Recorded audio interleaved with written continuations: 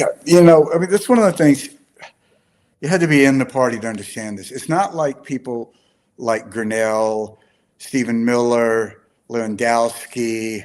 It's not like they woke up in 16 and wanted to be involved in presidential politics. It's that no one would let them in. And because, like, you know, same with Kellyanne Conway. I mean, you want to hang out with these people? I mean, if nothing else, like, really? And it's like a classic thing that, you know, Trump took these people because I know, like, when he went up to New Hampshire, he ended up with Lewandowski because nobody else in New Hampshire who was a serious Republican operative would work for the guy. And Lewandowski, who was a part-time Marine cop, what they call a puddle cop, said, "Yeah, I'll do it." And they're just horrible people. And I have a funny history with Lewandowski, by the way. I was there very, very early on. This was still back, 20 something years ago when I started at the RNC, and then I decided I wanted to do national security. right. That's when Corey sort of had started to enter the sphere. And I remember that he was a regional director, political director. Remember back then, this was in like 2000 days, 99 area, 2001. And I just remember that at the time I was working for someone that I thought was, a solid individual, a solid human being. And I got word that these types of personalities were coming in and they were going to start to replace these people.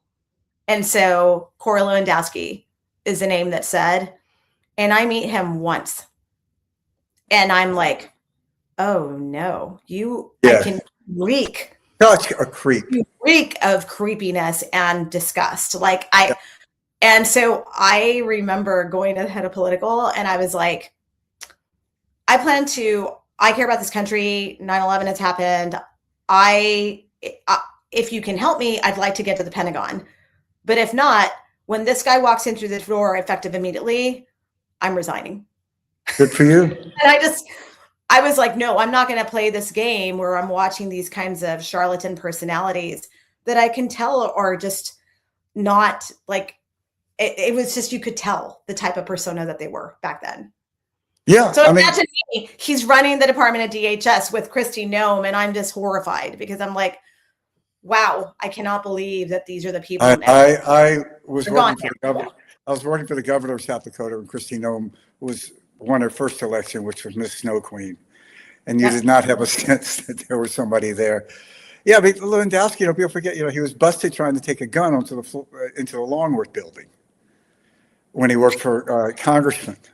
He's just a total sleazebag and creep. All of these people are. They're just horrible people. And like Pete Hegseth.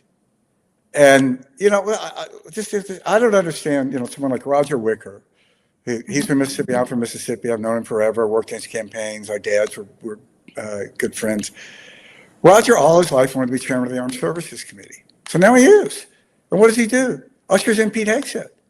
And Pete Hegseth is a guy that Roger literally would not have let cut his lawn. Like, you want this weird drunk, like with tattoos, like around the house?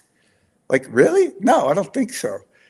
And now, and it's like, it didn't have to happen. Roger could have called Trump and said, look, we're not going to do this. Pick somebody else. And there's lots of conservatives out there who are qualified. And Trump would have done it. And because he wouldn't have wanted to have lost the fight. And I don't know. And now, Pete Hegseth is Roger Wicker's legacy. It's the only thing people are going to remember about Roger Wicker. The guy that gave us Pete Hegseth, the most dangerous Secretary of Defense in American history. Well, we're in a significant regional conflict now. Yeah. That's so scary. How'd that work out? How'd it work out for Ukraine?